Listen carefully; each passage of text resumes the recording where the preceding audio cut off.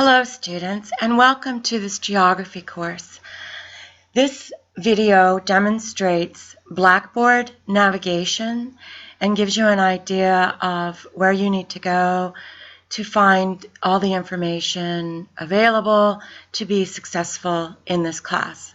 Although I'm demonstrating in another section and class number, a past course that I offered, you will find everything is nearly similar and provides you with the information and resources that you need in this course. This is a fast-paced 8-week course, so the sooner that you become familiar with the materials and resources that are available to you, the sooner you get a head start, the more likely you're going to have less stress and succeed in this class. Okay, so in Blackboard, you'll see this announcement. This is from my fall section of Geography 101. The heading for the class is over here, and it includes the section number. When you communicate with me, you need to identify which class you're in, such as Geog 101 or Geog 108, and the section number, because we offer several sections of the same subject in each semester online. Okay, under Course Information header, you will click on Start Here, and under Start Here is where you have found these videos, which I'm in the progress of recording. If you scroll down using the right scroll down bar, you will find also my welcome letter. Please open this and read it. There's a Get Organized Now. That is to set the pace for you and to discipline yourself. An 8-week class can take up to 20 hours per week, and if it doesn't, good for you, but you need to schedule 20 hours per week in your personal calendar, and that way if anything does come up in your personal life, you still have time slots that you have set aside to prepare for this class. If this is your first time taking an online course, then click here and follow these resources to help support you. We do insist that you use your Mount San Jacinto College email address. This is where you're going to receive announcements and updates, which are also very essential to your success in this course. You can forward your MSJC email to your personal account so that you are not out of the loop in this fast-paced class, and here are the instructions for doing that. Further down, we have required software programs, and I've provided the links for you to go to. If these links are broken, you can just do a search for Mastering Geography for Students, and it will take you to this link. This link is where you're going to enter your Mastering Geography access code. Blackboard is what we're looking at right now, so I'm assuming you got in. And then for Mastering Geography, for technical support, they have 24/7 support for you, and you are more likely to get a response that is accurate from them rather than myself or students, and certainly with a quicker turnaround. They are very interested in keeping their product upgraded and marketable, and so they are going to be more prompt in providing you with solutions. And then they also have a browser tune-up page as well as links to some of the other software that you need for this course. So go to their browser tune-up page and then download everything that they've indicated you don't have on your computer in order to get set up to use Mastering Geography. We have also free software that you need for this class, and so here are the links to go to those software and download the latest versions. This is also listed at Pearson's browser tune-up, some of them. Google Earth, Java's latest version. Adobe Reader you're going to need to be able to open up PDFs, and Adobe Shockwave Player is for watching media, animations, videos, and other types of media. Internet Explorer is preferred for Mastering Geography. That may have changed, but typically we use Internet Explorer because it's more stable. And then Firefox Mozilla is preferred for Blackboard. It too is more stable for using the Blackboard interface. Okay, so getting all of that set up should prepare you then for this class prior to it starting. I'm hoping that everybody does this before the class begins because technical problems can stop you in your tracks. Syllabus schedule is a very important area. Here you have the syllabus for the course. There will be a finalized version in your course shell. You need to open this, read it, print it, and keep it with your course materials. It provides you with everything you need to know about the class, and it is a contract between you and myself as an understanding that you know what is required of this course. In other words, what are the expectations and strategies that you can use for success. The assignment schedule is here. It's also listed under the weekly assignment section.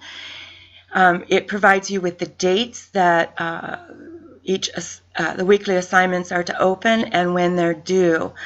That also will be finalized and posted to your course section.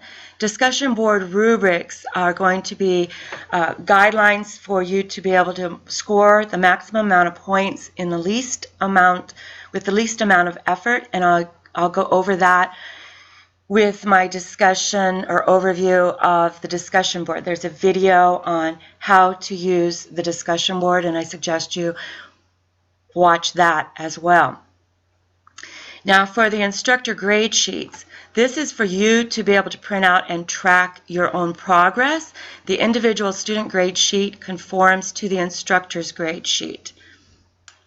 Right-clicking on any document or PDF that is an attachment in Blackboard, you can open the link in a new window, which I suggest you do. Open items into a new window. That way, if you decide to close out a program that you're in, you do not lose that window. This is going to be essential when you're taking tests. So opening this link in the new window, we wait, and then open it with Microsoft as the default. But it is you can probably open this with other document tools as well. So I advise you to print out this individual student grade sheet so that you can keep track of your points and check off the things that you have done to earn X amount of points per the grading system that's in the syllabus. FA refers to the first assignment. You're required to send me an email. Go to the check-in discussion board and submit an introduction of yourself. Submit the content quiz that covers the syllabus and several other things that you're going to need to know in this class. And submit an introduction quiz in Mastering Geography. This is all to establish your presence in this class. And if you do not perform these items, you may be dropped from the class. Here's your opportunity to track your participation in the discussion board. The practice discussion opens this week and continues into the second week. And I'll go over that in more detail in the discussion board video. The diagonal line is for you to separate what are your lead statements from how many replies you have submitted, so you can keep track of what you think your points ought to be. I don't know which topic you're assigned to, but because that's by last name, and so that's why there's a question mark here. You have to determine that for yourself. This is coordinated with the grade book, so you'll see similar scores in the grade book under each one of these items. So this is your method for tracking your performance and questioning your grades should there be any inconsistencies. Discussion board rubrics and keys are here so that you can focus on what needs to be done to earn the maximum number of points in the discussion board. Here we have my grade sheet, same information as your individual grade sheet, except here I have shaded the last name letters for students who are to lead the discussions on a weekly basis. When you lead a discussion, you cannot earn points for replying to that same discussion. Your maximum points are 100. When you are not assigned to lead a discussion, you can reply to that same week's discussion to earn 25 points or an additional 25 points in extra credit. Again, following the rubric to make sure that you earn 5 points per reply. So these shaded areas are staggered by which week students are assigned according to their last name and blacked out so that they do not attempt to earn reply credit when they are leading a discussion. This gradebook, similar to the individual student gradebook, is broken into 2 parts. The second 4 weeks of the class, there will be fewer students in the class. It's a natural attrition.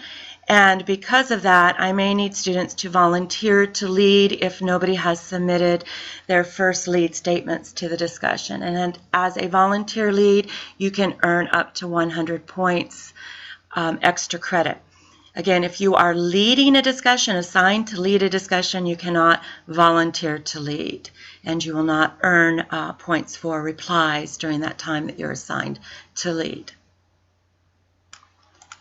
Text and required materials takes you to the name of the textbook. Again, if you're in a different subject like World Regional Geography or Cultural Geography, the textbook will be different.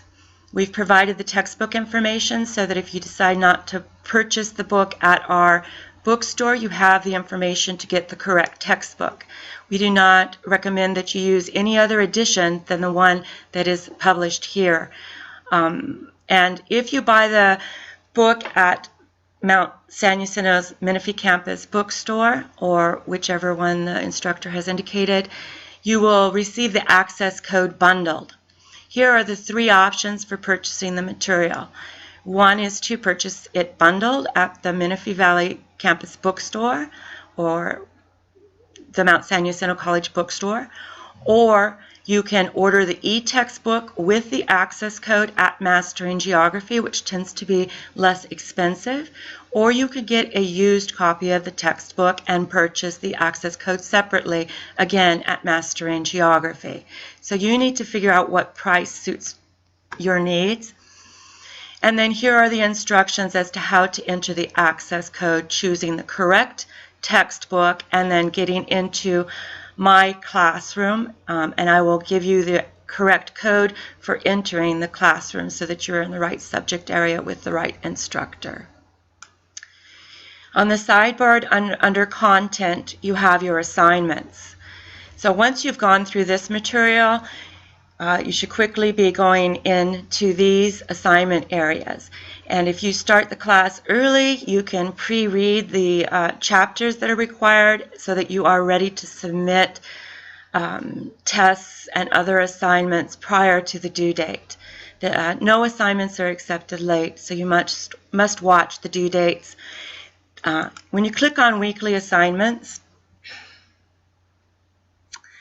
you again have the assignment schedule, which will have the dates in it, identifying what date each week opens.